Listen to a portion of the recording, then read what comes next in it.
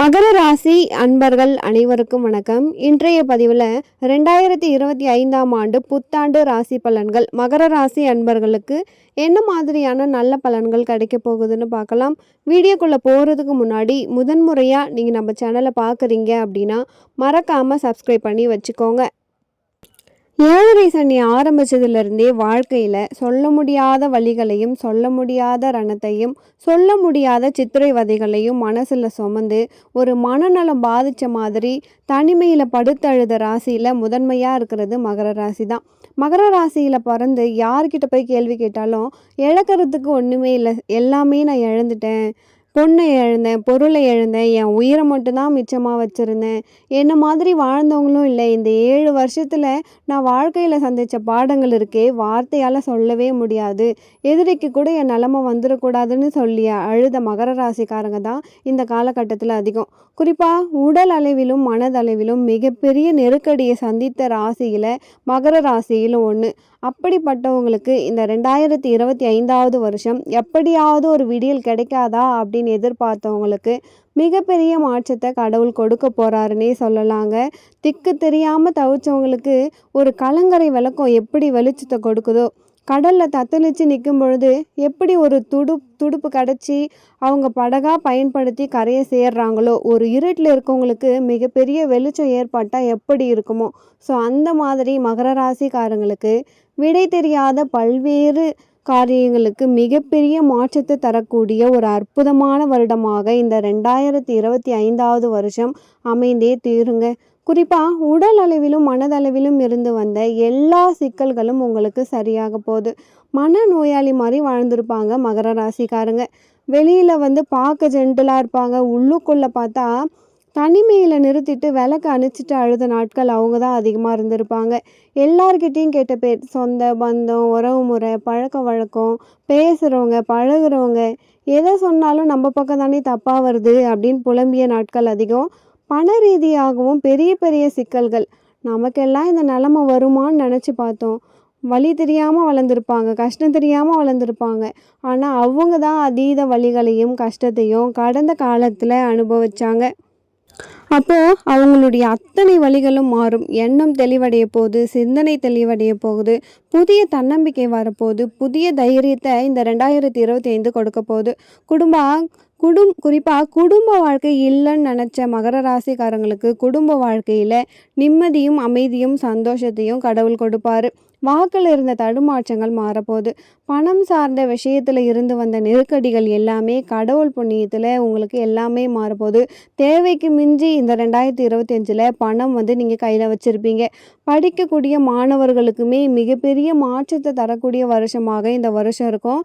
அதையும் தாண்டி குடும்ப உறவுக்குள்ளே இருந்து வந்த பிரிவுகளும் பிரச்சனைகளும் உங்களுக்கு சரியாகும்.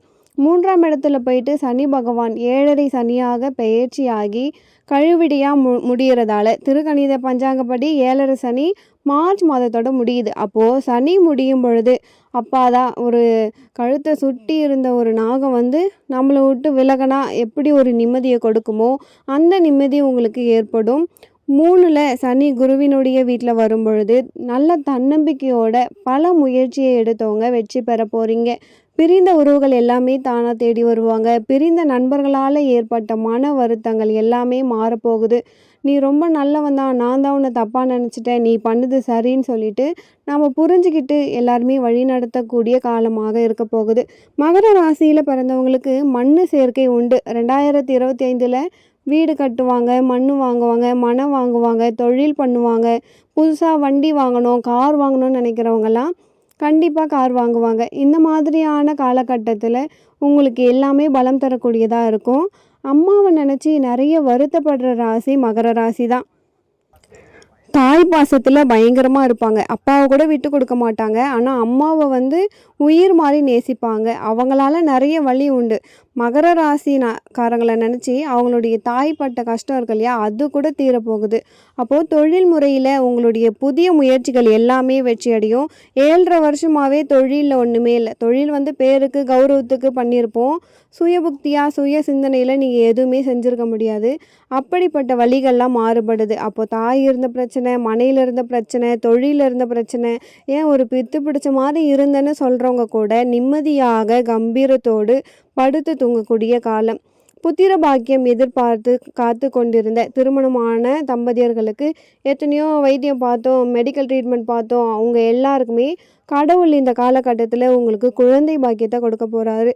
தீர்க்க முடியாத கடன் சுமையில் மாட்டிக்கிட்டேன், இதிலிருந்து நான் மீளோனானே தெரியல அப்படின்னு நினச்சவங்களுக்கு கடன் சுமை எல்லாமே படிப்படியாக குறைய ஆரம்பிக்கும். உடல் ரீதியாகவும் மணல் ரீதியாகவும் இருந்த சிக்கல்கள் சரியாகும். குறிப்பாக மகர ராசியில் பிறந்து திருமணம் அப்படிங்கிறது 8 வருஷமாக பார்க்குற எத்தனையோ வரன் பார்த்தாலும் அமையல. திருமணம்ங்கிறது பெருசாக கிடைக்கல. என்னை பார்க்குற பொண்ணுக்கெல்லாம் கல்யாணம் ஆகிடுது, என்னை பார்க்குற பையனுக்கு கல்யாணம் ஆகிடுதுன்னு சொல்லி மகர ராசியில் பிறந்த நிறைய பேர் சொல்லி கேள்விப்பட்டிருப்போம். இவங்க எல்லாருக்குமே திருமண தடை மாறி விரும்பிய வரன் அமையும். புதிய காதல் கைகூடி வரக்கூடிய சூழல் இருக்கும். கணவன் மனைவி பிரிஞ்சு வாழ்ந்தீங்கன்னா சேருவீங்க. இதுக்கு முன்னாடி ஒற்றுமை இல்லை அப்படின்னா கூட இப்போது கண்டிப்பாக சேருவீங்க. பிரச்சனை இருக்காது. கொடுக்கல் வாங்கல் பிரச்சனையும் தீரும். அப்பாவோடு இருந்து வந்த கருத்து வேறுபாடு தீரப்போகுது. பூர்வீகத்தில் இருந்து வந்த பிரச்சனைகள் எல்லாமே தீரப்போகுது. குறிப்பாக பெயர், பதவி, பட்டம், புகழ் வந்து மகர ராசிக்காரங்களுக்கு இந்த 2025 கிடைக்க போகுது.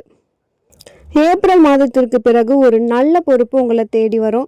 அதே மாதிரி 11ஆம் இடம் லாபம், பண வரவு மிகுதியாகவே கிடைக்கக்கூடியதாக இருக்கும். கடந்த 7.5 வருஷத்தில் சாமியை கும்பிட்டு கோவிலுக்கு போனேன், விளக்கேற்றினேன், பூஜை பண்ணேன், பரிவர்த்தனை செஞ்சு பார்த்தேன், எதுவுமே எனக்கு நடக்கலைன்னு புலம்பிய அத்தனை பேருமே நீங்கள் 7.5 வருஷம் சென்று வழிபட்டீங்க இல்லையா, அந்த மொத்த பிரார்த்தனையும் சேர்த்து உங்களுக்கு கடவுள் இந்த வருஷத்தில் நிறைவேற்றியே தீருவார் அப்படின்னே சொல்லலாம். அப்போ உங்களுக்கு உள்ளத்தளவிலும் மனதளவிலும் இல்லத்தளவிலும் உங்களுக்கு பெரிய சந்தோஷத்தை தரக்கூடிய வருடமாக நிச்சயமாக இந்த 2025 அமைஞ்சே தீரப்போகுதுங்க. மகர ராசி அன்பர்களை பொறுத்த வரைக்கும் திருக்கணித பஞ்சாங்கப்படி உங்களுக்கு 7.5 சனி முடியுது அப்படிங்கிறது பெரிய நிம்மதியை தரக்கூடியதாக இருக்கும். இருந்தாலுமே மகர ராசிக்காரங்களுக்கு ராகு பேது பயிற்சி சாதகமாக இருக்கானா இல்லை. ஏன்னா 2வது இடத்துல ராகுவும் ராசிக்கு 8ல் கேதுவும் வருகிறதால கோச்சார அடிப்படையில் நாகதோஷத்தை ஏற்படுத்தும். அப்போது 2ல் இருக்கும் பொழுது பேசுகின்ற வார்த்தைகளில் நிதானமாக இருக்கணும். இந்த நேரத்தில் வார்த்தைகளில் சோதிக்கும். நீங்கள் ஒரு வார்த்தையே சொல்லாமல் இருப்பீங்க, ஆனால் அது நீங்கள் தான் சொன்னீங்கன்னு உங்களை விமர்சனம் பண்ணுவாங்க. நீங்கள் பேசக்கூடிய வார்த்தை நல்ல வார்த்தையாக தான் பேச போவீங்க, ஆனால் எதிரில் இருக்கவங்க அப்படியே உங்களை ட்விஸ்ட் பண்ண வச்சுட்டு தப்பாக பேச வச்சுருவாங்க. 1000 வார்த்தைகள் அவங்க சொன்னாலும் எடுத்துக்க மாட்டாங்க. நீங்கள் ஒரு வார்த்தை சொல்லிட்டீங்கன்னா அது விமர்சனம் பண்ணப்படும். அதில் நீங்கள் ரொம்பவே கவனமாக இருக்கணும். 2வது பண வரவு எவ்வளோ வரும் நம்ம சொன்னால் கூட அந்த பணத்தை எப்படி கையாளணும் அப்படிங்கிறத மகர ராசிக்காரங்க கற்றுக்கணும். அப்படி இல்லாமல் இருந்ததால தான் 7.5 வருஷமாக நிறைய இழப்புகளை சந்தித்தோம். அப்போ அந்த சிக்கல்லேருந்து நீங்கள் மீளணும் அப்படின்னா பணம் சார்ந்த விஷயத்தில் கவனம். யார்கிட்ட கொடுக்கணும், யாருக்கு செய்யணும், யார்கிட்ட வாங்கணும் அப்படிங்கிறத ரொம்ப பக்குவத்தோடு நீங்கள் செயல்படுத்தணும். அதே மாதிரி 2ல் ராகு வர்றதால படிக்கக்கூடிய மாணவர்களும் கொஞ்சம் கூடுதல் கவனம் செலுத்தணும் கல்வி சார்ந்த விஷயத்தில். 2வது 8வது இடத்துல கேது. புதிய காதல் மலரும், புதிய ரிலேஷன்ஷிப் வரும், புதிய உறவுகள் தானாக தேடி வரும். தயவு செஞ்சு மாற்றுப்பாலினம் சார்ந்த விஷயத்தில் ரொம்பவே கவனமாக இருந்தோம். ஆணாக இருந்தால் பெண்களால் பிரச்சனை வரும், பெண்களாக இருந்தால் ஆணால் பிரச்சனை வரும். அப்போது இது சார்ந்த விஷயத்தில் தேவையில்லாத பாதிப்புகளை ஏற்படுத்தும். கூட்டு தொழில் செய்கிறவங்க கவனமாக இருக்கணும். 3வது நபர்களை நம்பி முக்கிய பொறுப்புகளை ஒப்படைக்கவே கூடாது. அப்படி இருந்தால் அதில் கண்டிப்பாக தேவையில்லாத பிரச்சனை வரும். இவனை நம்பி கொடுத்துட்டு போனால் அவன் என்னை ஏமாற்றிட்டான், இப்படிப்பட்ட வார்த்தைகள்லாம் வரும். அதில் கொஞ்சம் நீங்கள் கவனத்தோடு செயல்படுறது நல்லது. அதே மாதிரி கொடுக்கல் வாங்கலில் நிதானம் கவனம் தேவை. இந்த இடத்துல இந்த டைமில் ஒருத்தவங்களுக்கு பணம் கொடுக்கணும் அப்படின்னா திரும்ப வராது அப்படின்னு நினச்சி தான் நீங்கள் கொடுக்கணும். இவன் கொடுத்துருவான்னு நினச்சி கொடுத்தானா அது உங்களுக்கு திரும்பி வராது.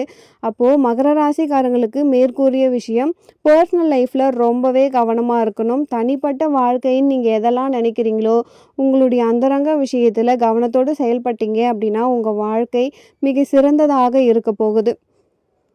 மகர ராசி அன்பர்கள் எந்த ஊரில் இருந்தாலுமே முருகப்பெருமானின் பாதத்தை நீங்கள் இறுக்கமாக பிடிச்சிக்கிட்டாலே போதும்.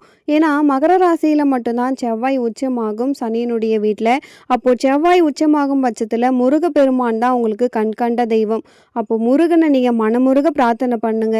செவ்வாய்க்கிழமை அன்னைக்கு எந்த முருகன் கோவில் இருந்தாலும் சரிதான், அந்த ஆலயத்திற்கு சென்று நவக்கிரக தீபம் மாதிரி ஒரு 9 அகல் தீபங்களை நவக்கிரகத்தை நினச்சி ஏற்றுங்க. அப்படி இல்லைன்னா 6 முகத்தை நினச்சி 6 விளக்கு ஏற்றுங்க. இறைவனுடைய அருளோடு நீங்கள் நினைக்கக்கூடிய எல்லா காரியங்களும் உங்களுக்கு நடக்கும். 2025 மகர ராசிக்காரங்க பொற்காலமாக நீங்கள் மாற்றிக்கணும் அப்படின்னா எந்த முருகர் கோவிலாக இருந்தாலும் பரவாயில்ல, செவ்வாய்க்கிழமை நீங்கள் முருகன் கோவிலுக்கு போங்க. அப்படி இல்லைன்னா சஷ்டி திதிக்கு போங்க. அப்படியும் இல்லை லீவு கிடைக்கல அப்படின்னா குடும்பத்தோடு ஒரு ஞாயிற்றுக்கிழமை அன்னைக்காச்சும் பக்கத்தில் இருக்கிற முருகன் கோவிலுக்கு போயிட்டு வாங்க. அந்த முருகனை நீங்கள் மனமுருக பிரார்த்தனை பண்ணுங்கள்.